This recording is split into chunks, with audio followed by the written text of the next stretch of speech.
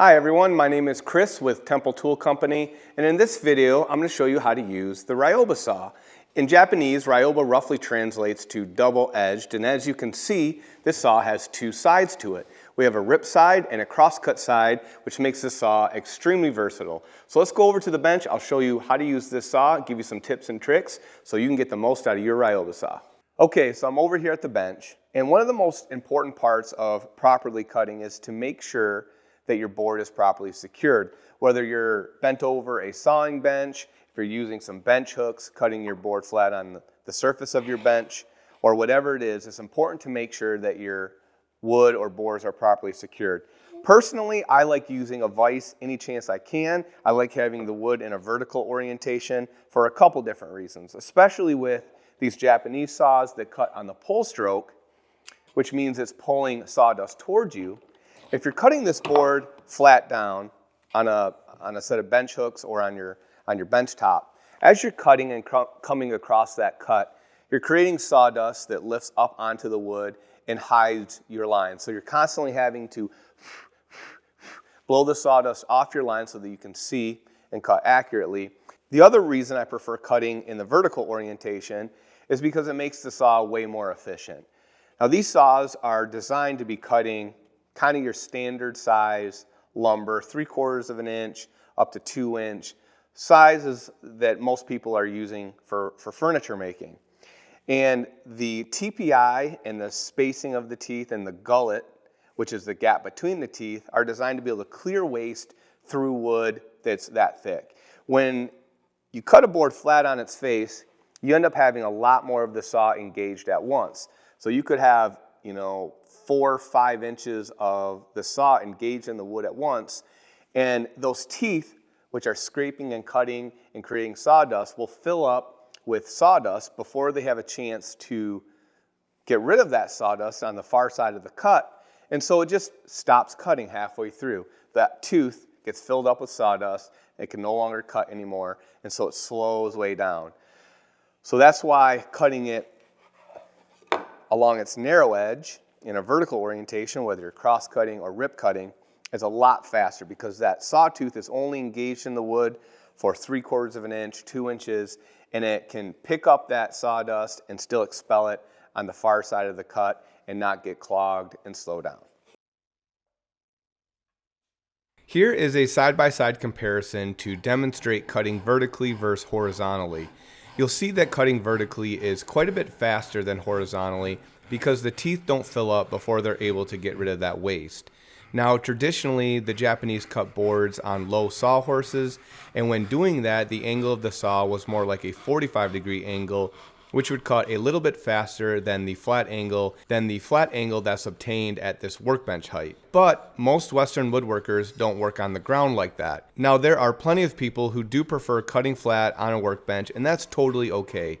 You should experiment with cutting vertically and horizontally and see which one works best for you.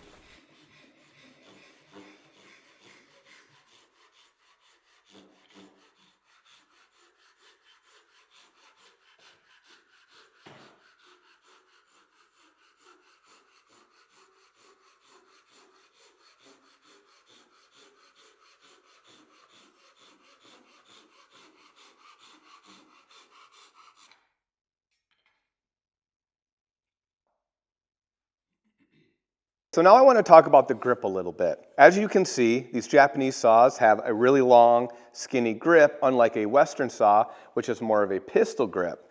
This gives you a lot of nice versatility and options for doing either a single-handed grip or a two-handed grip. So for most cuts that are relatively short, most joinery cuts where I'm going down an inch or less, I'm always going to use a one-handed grip. But for deeper cuts, you can switch to a two-handed grip and start imparting a little bit more force on the saw, and it also will help counteract any improper form or grip pressure that you may have. One problem that a lot of new beginners with Japanese saws face is that if they're cutting deep with a single hand, the saw will eventually start wandering one way or the other. It's because they're imparting some torque on the handle that they don't realize they're doing. And so what I've found is that when a beginner uses two hands, especially on a deeper cut, Using both hands will help counteract any improper technique, and they'll cut nice and straight. Okay, so the next thing we need to do is work on our stance and our mechanics. So I have my board secured in my vise at a nice, comfortable working height so that it's kind of in line with my elbow. So I have my feet about shoulder width apart. My stance is bladed at a 45-degree angle. And I'm going to take my thumb and finger and pinch them together and hold those on the far side of the board. And this is going to help me line up my saw.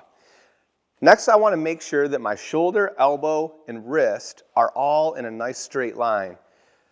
Imagine you're shooting pool, same concept. You want your arm and pool cue and everything in a nice straight line. I have the saw gripped comfortably in my hand about midway down.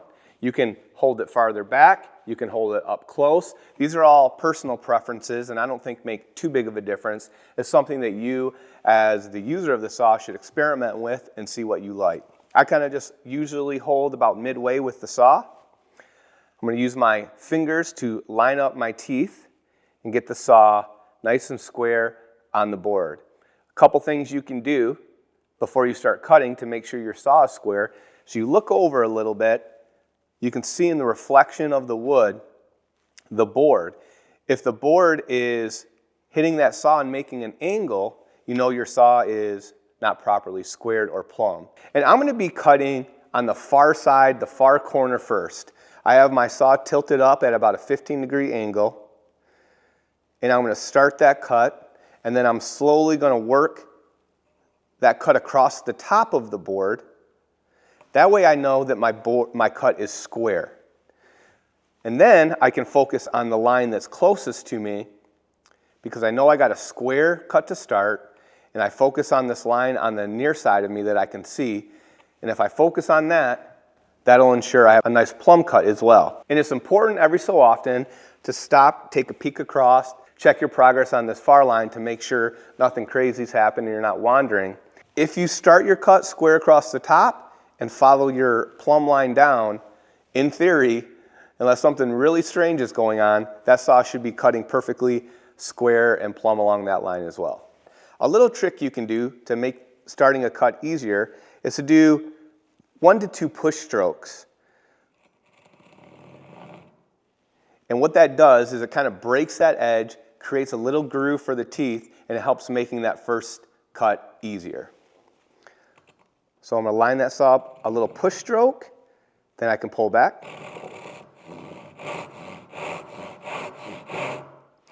And I cut across the top, watching my line to make sure that my cut starts off perfectly square to the top. Okay, so I'm making sure the reflection in the saw is nice and square. My hand, elbow, and shoulder are all in nice alignment. I have a nice comfortable stance. My board is secured. Cut across the top. Nice and square to the top. Now I'm going to follow my line down the face.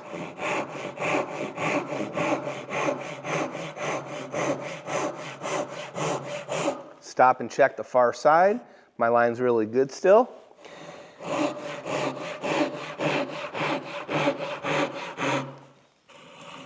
Still on my line. And as I'm cutting, I'm really only applying slight pressure on the pull stroke. So as I pull, I use my finger, press down ever so slightly. You really don't have to do much because the saw is very sharp and will cut pretty much by itself. When I'm pushing, I'm releasing any kind of pressure and letting it slide forward on the non-cutting stroke. And then when I go to pull again, I'm adding a little bit of pressure. And the saw can cut very accurately, perfectly to the line on both sides. So something that I recommend everybody strive to do is to cut to their lines with the saw. Now, this might be something that's intimidating for beginners and something I don't recommend doing your first time cutting, but you should do a lot of practicing, get familiar with your saw, and over time, as you get better, strive to cut to your line. Now, there's some tips to do this more accurately. One, as a right-handed saw user, I will always put my keep material to my left-hand side if I can help it. That allows me to see my line perfectly, see where my teeth are cutting, and make sure that I don't go into my keep material. In order to make sure that I'm really accurate to start, I use my thumb and finger pinch the far side of the board, and the tip of my thumb will guide my teeth perfectly in the saw kerf. Another super important part to cutting accurately to a line is making a knife line rather than just a pencil line. It helps not only with really accurate layout, but as you can see here, there's no tear out on the keep side of my line, and there is tear out on the waist side. And that's because I struck a knife line and I followed that knife line, guiding the teeth right into the edge of that knife line. And so I didn't go past that knife line, and so all those surface fibers were already severed with my knife, and so I didn't get any tear out on the keep side, making a really nice crisp line. You can see on the waist side where there wasn't a knife line, there is more tear out. And that's also going to depend on what wood species you use. This is aspen, so it's a little bit softer fibrous wood that tears out a little bit more than maybe hard maple wood, but you can protect your keep side by using a knife line. Okay, so I'll show you how to use a knife line. Couple strokes, 2 or 3 strokes across the surface of the wood. You can do more to deepen it, and that'll help prevent tear out even more.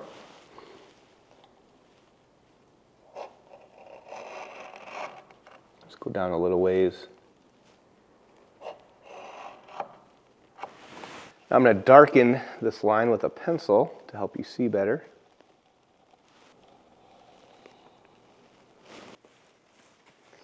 Okay, so I'm going to use my thumb to line up the teeth, and I'm going to drop this edge of teeth into that knife line. So without my thumb there, it'll be right there, perfectly on that line. My thumb's going to hide it a little bit. See? I have that tooth in that knife line, and then the other teeth are past the knife line into the waist side.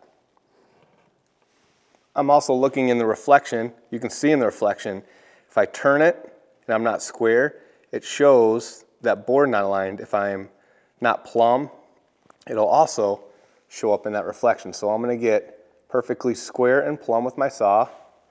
See that reflection almost continues into the board over there perfectly. Okay, let's get lined up.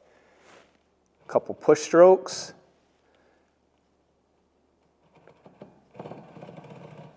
And if you can see, there is 2 grooves. One groove is perfectly in my knife line, and the other groove is in the waist. So there's the far groove, there's the near groove.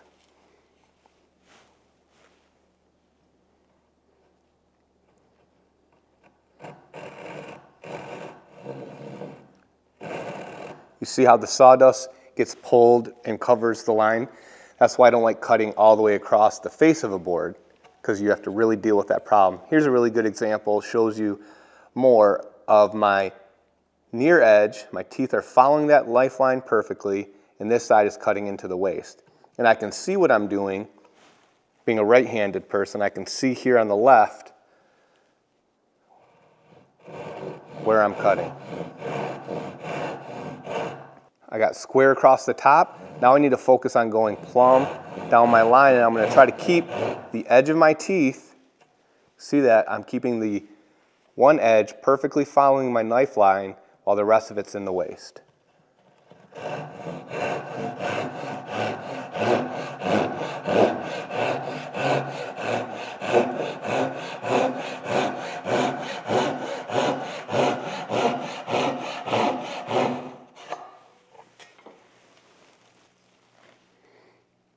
You see there's no tear out on the keep side. I'm nice and square to my lines. Perfectly square there. Perfectly plumb. And that's how you get nice square cuts. Well, you might be wondering, how am I going to finish off these cuts, especially since this is a cross cut and it's in my vise, and I'm going to end up hitting my bench before I'm able to cut all the way through. Well, there's a couple different things I can do here, and this really is just because of the vise layout on my bench. Your bench or whoever's bench might be a little bit different and allows you to have your waist hanging off the right side of your bench, and then you can just go all the way through. But this is what I would typically do for a board like this. I'm going to cut down as far as I can while it's in the vise.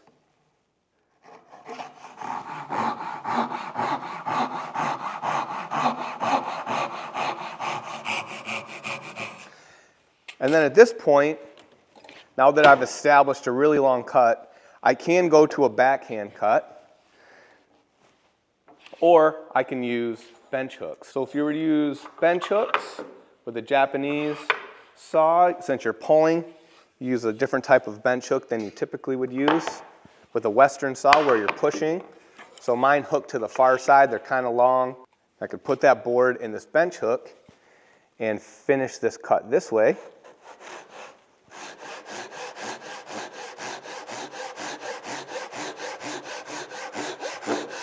And because I did so much work to start when it was vertical in the vise, my saw isn't engaging in too much wood, slowing it down, clogging those sawtooth gullets, and it's still cutting really efficiently this way.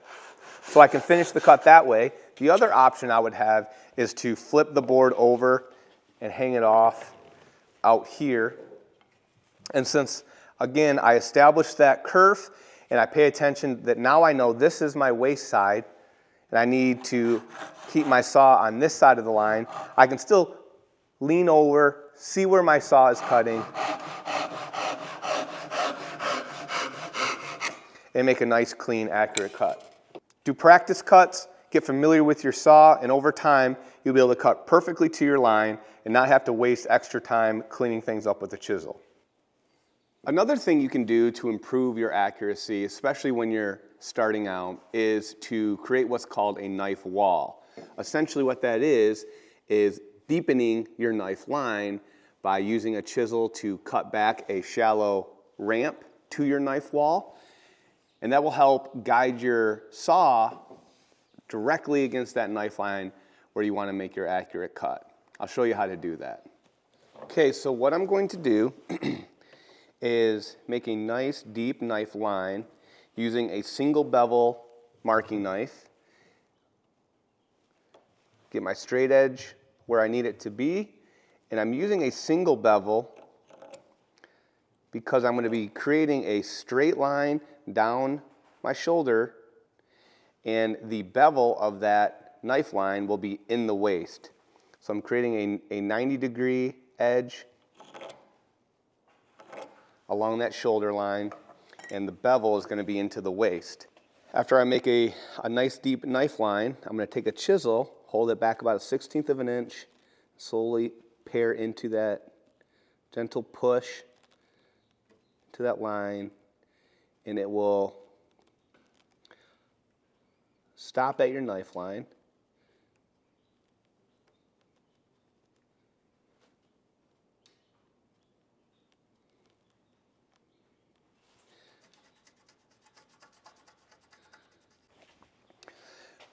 Then I can take a chisel, drop it into that shallow knife wall, and essentially make it as deep as I want.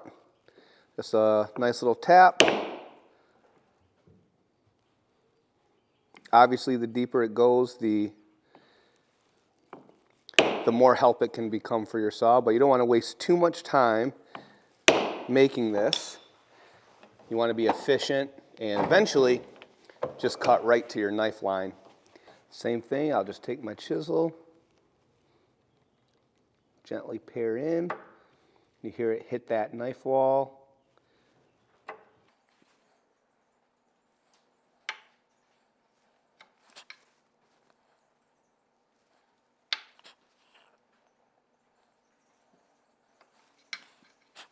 So now I have a very nice clean shoulder line and a slope in my waste material that will drive my saw blade into that shoulder line for a nice clean cut.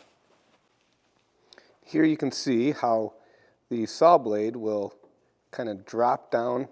I push forward, it'll follow that slope down and get nice and tight to that shoulder line.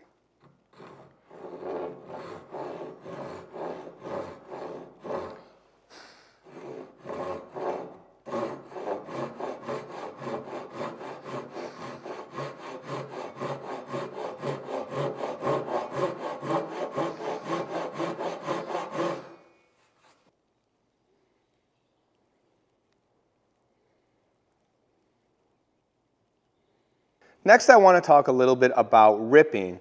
Now, the principles are pretty much the same. You want to make sure your board's nice and secure, you're at a comfortable working height, you have good mechanics. But the rip teeth on these saws is quite a bit more aggressive than the cross-cut teeth. Now, there is a really clever design with these teeth. We have finer teeth towards the handle, and they grow more aggressive and larger out towards the end. This helps you start the cut closer to the handle, and then as you take full-length strokes, it speeds through the cut, and you can cut faster with these more aggressive teeth out towards the end.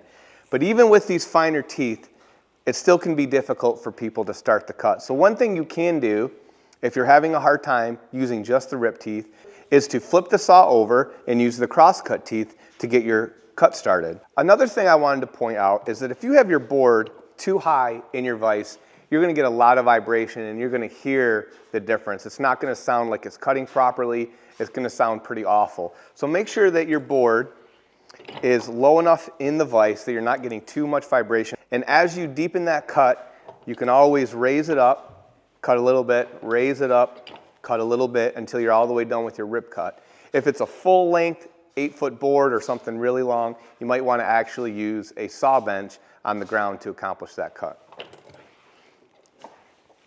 So to start this cut, I can use the cross-cut teeth. Same thing, I'm just going to do a couple little passes to get that saw kerf started. And once that saw kerf is started, I can switch over to my rip teeth and start cutting.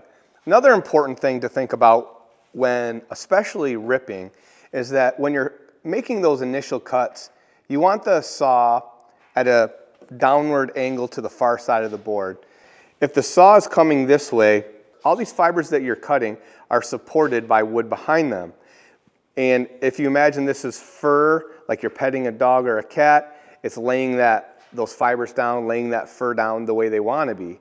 Now, if you're cutting on this direction, you have these really aggressive teeth grabbing those fibers that aren't supported and folding and tearing them down, and it's just not going to be as pleasant of a cut. You're going to get more tear out. It's going to sound like it's not very happy. So when you're starting these cuts off, it's better to have the saw at a downward angle. And as you go down farther, you can level that saw off or even have your handle down a little bit and it won't hurt anything. But to start, you'll notice, I'll give you some demonstrations. I'll do some cuts here and you can probably hear the difference. Hear how it's kind of grabbing that, it's not as happy, versus cutting in this direction. Don't have any issues, it likes it a lot more. All right, so let's continue this cut. And it's the same principles, but now that I know I'm going to be cutting a little bit deeper, I can switch to that two-handed grip.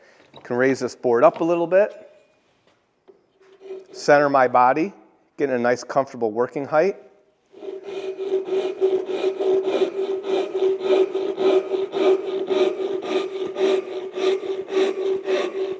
And I can apply more pressure once I get that saw kerf perfectly established.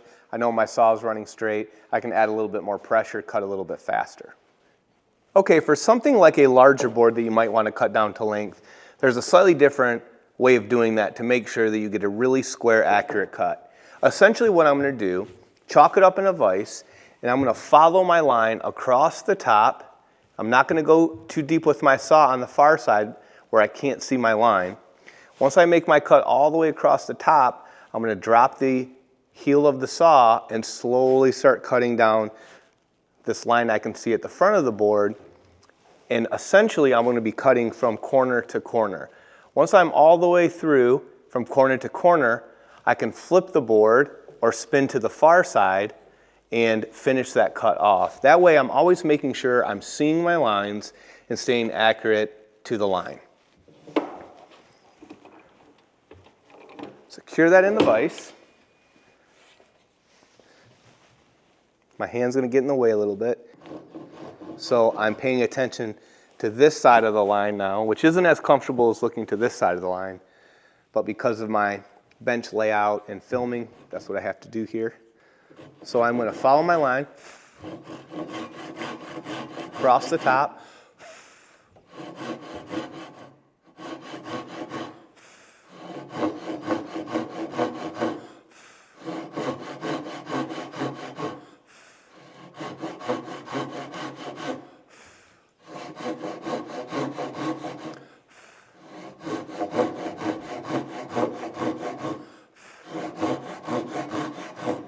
Now making sure I don't go down this face, I can still see my line. I'm all the way across here now, and I didn't go past my line. Now I'm going to start dropping the heel of my hand and cutting from that point to that point.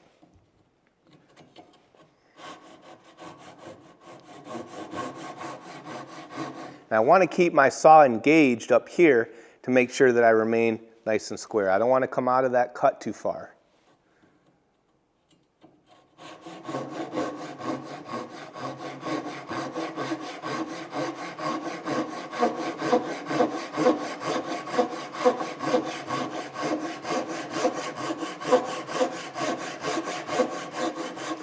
And when you're in a large cut like this, where there's a lot of saw teeth engaged at the same time, it's a good idea to slightly rock the saw back and forth, and that's going to help clear waste.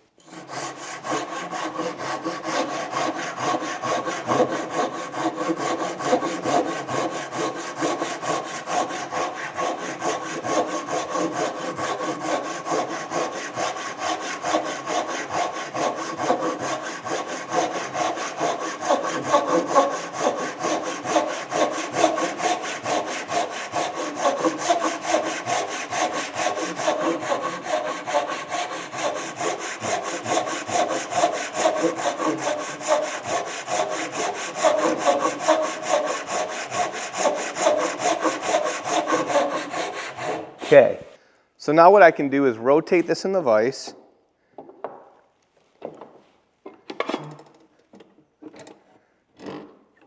Hold it in place. And now I'm going to put my saw back down in that cut. You can see where I was cutting before, and I want to maintain as much saw in that kerf as possible while I finish this cut, and that'll make sure that I maintain that nice square cut and edge.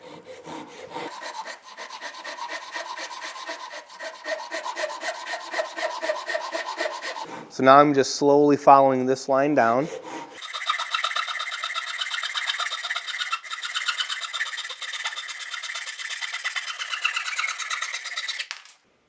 If we take our square, should see that we have a really nice square cut all the way across that dimension, as well as that. Perfectly square. Okay, I want to show you another way to cut a larger piece like this. My preferred method, as I demonstrated, is to come across the top, slowly dropping your heel, following your line across the top, and then continuing that cut down the face that you can see when it's chalked up in the vise. Now, one of the downsides of that, like I mentioned before with a wider board and not liking to cut while it's flat, is that I'm pulling sawdust over my line, so I constantly have to blow that away. Not the end of the world. And then also when your saw is completely across the top and you're not cutting very deep because you can't see your far line, the saw can come out of that saw kerf pretty easily if you're not careful, because these saws are pretty light. So you have to be careful when it's making its way across and before you start coming down this face, that it can kind of hop out there and it could potentially scratch up your keep face if you're not careful. The other way to do that, and I recommend this for people who are more experienced, is to, instead of starting on the far side, start on the corner that you can see.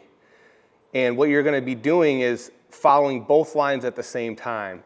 So I'm coming down as I'm sawing, following this line down, and also following the line across. Now, the hard part with this is that it's harder to stay on your line across the top. It's harder to drive that saw right or left across the top of there, versus when you're coming across the top, you can easily move the handle of the saw right or left to make sure you're staying on the line. Whereas if you're doing it this way and you get about 1 to 2 inches into that cut, you no longer can really control or drive that saw anymore. So if you're not perfect starting off, you're probably going to end up missing your line. But you don't end up having to blow sawdust off your line, and you don't run the risk of your saw hopping out of the kerf. So when cutting this way, it's basically the same principle. You're going to cut from corner to corner. So you're going to be coming down until you meet from corner to corner. Then you're going to rotate your piece, drop your saw back in that kerf, and finish that cut. A very common joint that you're probably going to end up cutting with your Ryoba saw is a tenon, a mortise and tenon joint. Now I want to show you some tricks on cutting really nice, accurate tenons, and a little feature that are on these saws that make cutting these without going past your line really nice and easy. This little last tooth on this saw that kind of acts as a depth stop. So the first thing I'm going to do is I'm going to cut my shoulder line. Secured in my vise. I have a knife line here to help prevent tear out. Now I'm going to cut right to my line. Now something like a tenon shoulder line like this might be an area where you can cut off your line about 1/16 of an inch and then pare down with a chisel. But I'm going to go ahead and cut to my line here. Start at the far side, work my way all the way across.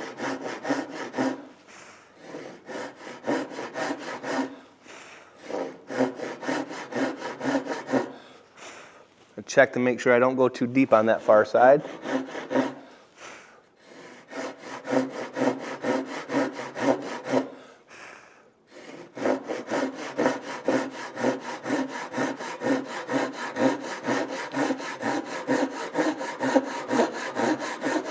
Okay. Now I got my line all the way across, and now I'm going to start sawing to my proper depth.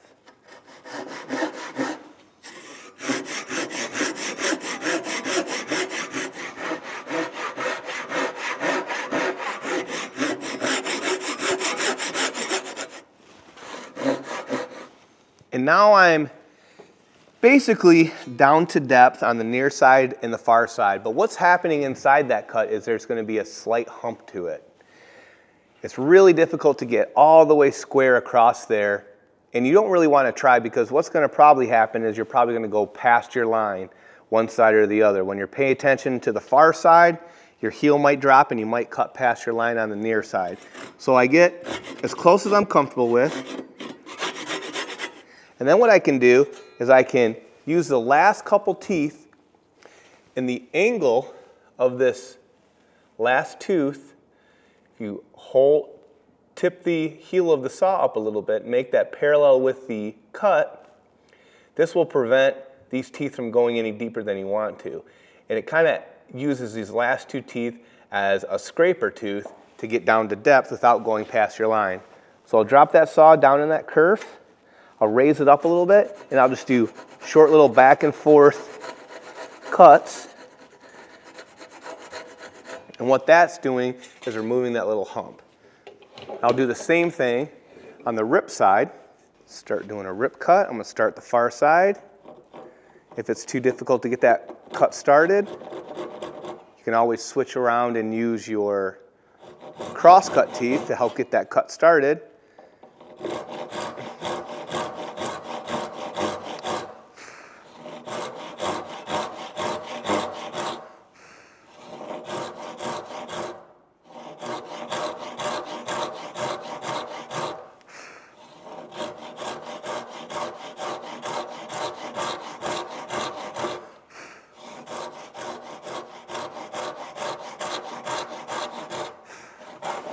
I'm going to start following my line on the near side where I can see it.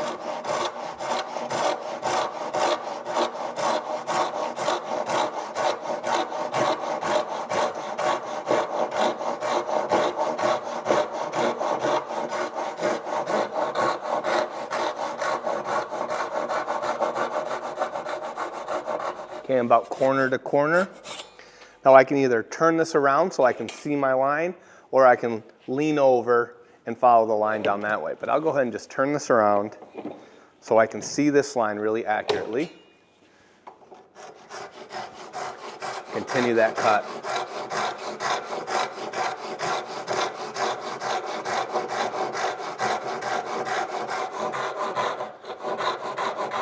Okay, so now I'm down to my shoulder line. And again, I want to make sure that I don't cut past my shoulder line, which would be visible when I connect this tenon to its mortise.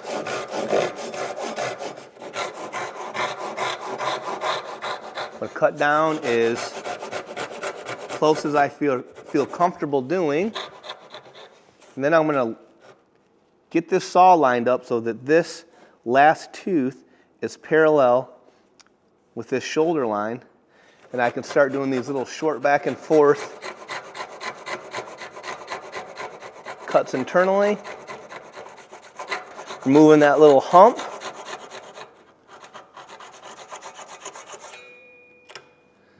See these remaining fibers left over? That was because there is that hump in the middle. I didn't go quite deep enough when I was removing that hump with the crosscut. It's always better to go a little bit shallow than go too deep. If I cut too deep, then I kind of hurt the integrity of that tenon if I cut into that tenon. So it's not a bad idea to stay shy when you're cutting down in this direction. If it doesn't break away, you can always go back into that crosscut and use that last little depth tooth to scrape away and cut until you feel that loosening and for that piece to break away. Now, oftentimes wood has internal stresses, and as you're cutting, the wood can pinch on your blade, causing friction, causing the saw to completely bind up. There's a couple different things you can do to help that. So if you're cutting down and you start feeling your saw binding pretty quickly, which this board is, it's pinching, it's almost able to hold the saw up. What you can do is bring the saw out all the way back to the top and very gently go back through the cut. You almost have to hold the saw up. But go back through the cut, recut it, and it'll open that kerf back up. And you might have to do this for a while. Okay, it's binding really bad again. So I'll go back through there and cut that with those teeth again. Another tip is to take some wax, an old white candle, some paraffin wax, some beeswax, and you wipe that on the blade, and this will make a really big difference in decreasing any kind of friction. So I'm going to go back through here, all the way back at the top, short little cuts, opening that kerf back up, and there I'm nice and free and clear again, no friction. Keep going down.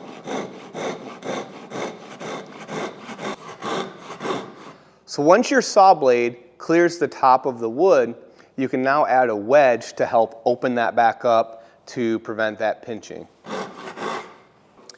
But I want to caution you, if you are making a deep cut and your wood is starting to pinch the saw, be really careful not to force that saw through there. These saw blades are very thin, and if you force this saw, especially on the push stroke, and cause it to bend and kink, then that blade is ruined.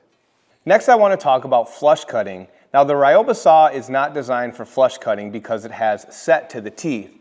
That means that every other tooth is slightly bent outward so that it creates a kerf that is slightly wider than the thickness of the blade, so that when you're making long cuts, the blade doesn't bind in that kerf. And because of that, those teeth, when held flat down to a piece of wood, will scratch the surface of the wood. And let me demonstrate.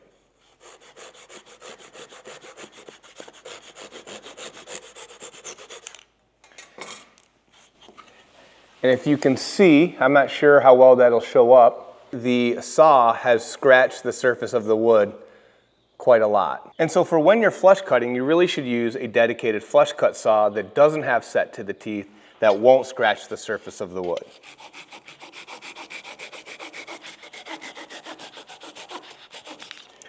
And because these have a similar shape, sometimes people get them confused. But if you only have a Ryoba saw and you don't have a dedicated flush cut saw, you still can get really close to a perfect flush cut. But what you want to do is protect your piece of wood with a sacrificial piece of paper. Something that's a little bit thicker is helpful. And I like to cut a little notch in it, put it around my dowel. And now when I cut, any scratching that happens to the paper and won't damage the wood at all. And then what you'll have is your dowel is sticking up past the surface of the wood, the thickness of this piece of paper. And you can very simply plane that away or use a chisel or just leave it if it's not that big of a deal. And my last tip is to spend lots of time practicing. There's no better teacher than spending time with the saw, practicing your cuts. You'll learn so much from the feel and the response of the wood and the saw more than any video can teach you. But I want to thank you for watching the video. I hope it helps you get the most out of your Ryoba saw. And if you're interested in learning more about Temple Tool products, there'll be links in the video description below. Thanks so much, everyone. We'll see you next time.